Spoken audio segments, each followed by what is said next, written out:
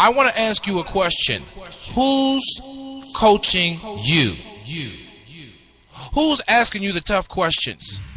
Who's telling you, man, you're the common denominator to all of your issues and challenges? Who's telling you, man, all day long you become the magnetic pulse that attracts to you both good and bad? I want to be your life coach. I want to be the one that cheers you on to the finish line. I want to be the one that you ask the tough questions. And it doesn't mean that I have all the answers, but that means that you have a partner, someone who believes in you, not the you see right now, but the you can't imagine, the you that you are to become, the you are destined to be. I always say we both need the positive and the negative. It's not enough to have the knowledge of the matter, but we must have the wisdom as well. For wisdom settles it. And that's what I want to offer you as you join me on the Coach's Corner. I want to offer you the wisdom of the matter. Maybe it might be relationships, talking about our campaigns for more, for life, the dark room for our subconscious, our spiritual journey. Whatever it is, I want to be there to encourage you, to build you, to challenge you, to cheer you on to the finish line. I'm qualified to do this. Why? Because I'm you. Well, welcome aboard to another edition of the Coach's Corner. My name is Marcus Salette. Assuredly, I bring to the table my own personal and professional issues, but I also bring the wisdoms that I have gathered along the path. From the mistakes that I have made, hopefully you can learn. And I trust that I can earn the right to speak into your life. Today we want to talk about I'm determined not to be a victim. Therefore, game over. And we'll talk about that. But first of all, let me say thank you to all of the listeners who listen to SIBN Media, Global Media Networks worldwide. Thank you so much for all of you that are listening on the various platforms. First of all, the website www.415-96radio.com or www.sibnradio-by-SelectUSATV.com. Thank you so much for those who are becoming members now of our newest site, www.we-support-SelectUSATV.com. Thank you so much for our new audience on Blog Talk Radio, Spreaker, also iBroadcast TV, iTunes, though to subscribe to the podcast there, and for those that are listening on Spreaker and through Twitter and Facebook. Thank you so much. Thank you so very much, Mr. Engineer. Today we want to talk briefly about we're determined not to be a victim. Determined not to be a victim. I was rumbling through my files as I was searching for my storyboard planning sheets and my camera planning sheets as we embark to continue on with our web TV aspect or division. And I was troubled that I couldn't find them soon enough. And as I was searching through the files, I ran across this article that I wrote some years ago called Game Over: Realizing My Freedom from a Victim's Mentality. Game Over: Realizing My Freedom from a Victim's Mentality. And essentially, the article was written as an affirmation or a declaration of the day that I realized that I cannot afford to think, speak, and act like a victim. Now, the disclaimer today, before we get started, is this. More often than not, the components of victimized thinking, which is manipulation, domination, mismanagement of our emotional base, witchcraft, for those that are spiritually aware of the dynamics of that, rebellion, and on and on and on. The components of a victim's mentality may be working for you. Sympathy, attention getting.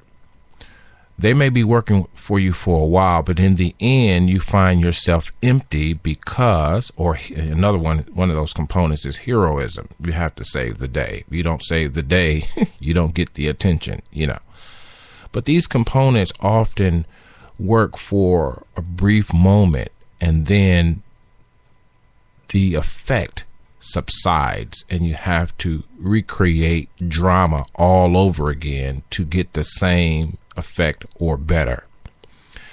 And we find that there are a lot of people who were victimized truly. They were truly victimized, but because they have not processed that incident or that accident, we're not calling it an accident, but it was an accident in the sense that it shouldn't have happened, and that safety measures should have been put in place, whether it's emotionally, physically, what have you.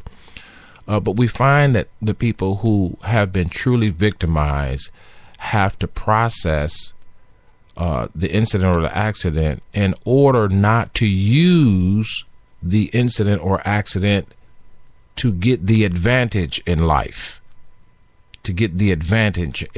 In other words, as soon as something is not going our way, we use our emotions and our mind and our will to manipulate our way through based on what we have learned to receive from playing the victim card. And so this article, Game Over, Realizing My Freedom from a Victim's Mentality, was an affirmation, a declaration, if you will, to boost my my new covering, my new paradigm shift, if you will. So I'll read some parts of it and some parts I won't. But it says, today I accept and realize my freedom from a victim's mentality, which says, I am this way because of them, because of him, because of her. I made that decision because of what was not in my favor, or I made that decision because of promises made to me that were unfulfilled. I will no longer relinquish my personal power and courage because I, at that time, did not know how to face my pain, and I dare not have the courage to face that pain alone. I had the company of liquor, I had the company of booty calls, I had the company of drugs, I had the company of nicotine, I had the company of these other ailments to comfort me in a season of which I, as I look back now, did not, I'm elaborating and not reading, did not have the courage to face or face it alone. Now I'm reading again. I was fearful of you and your accusations because I never dealt with the exterminating factors that birthed the reasons. As a child, I was never heard, believed, or respected. Even with a father and in a so-called Christian environment, I was not willing to face the pain of why my innocent years were plagued with guilt, shame, and so much more. I trembled at the thought of being useful to society and opted to be what I was called.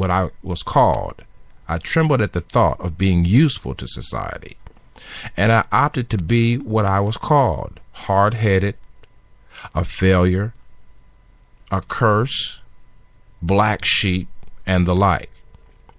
It wasn't until I realized that I am not the sum total of another man's words, but the sum total of my own. I believed every word that was even preached from the pulpit for a long time, because I dared to accept the word of God toward me, about me, and about the human experience. Thousands of therapeutic hours saved me from outward destructive behavior that I was prone to, but still fear minimized my search for a cure to the pain I carried, So I buried myself in knowledge. I studied everything around me. I analyzed multiple options to the drastic measures of my experience, and in the process denied myself truths. In an effort to survive the pain of life's trauma, I taught others how to disrespect me and dishonor me. I plagued myself by accepting other people's conclusions on the matters of life, and thereby slid into deeper pain because I could not face the facts of life, that we all are but humans attempting to live a extraordinary life the best we know how. And mistakes are inevitable. And I go on. But my point to you today is that this article that I wrote symbolized my end to the creepy, crawly, shameful, guilty antics that partially were enjoyed and partially were tormented by, And my advice and inspirational thoughts for you today is that you now will determine not to be a victim anymore. While it was fun to use the victim card, and many people use it without even realizing that they use it, their defenses 20 years later, 30 years later, 10 years later, 5 years later, their defenses are as high as ever. It's almost like when you hear the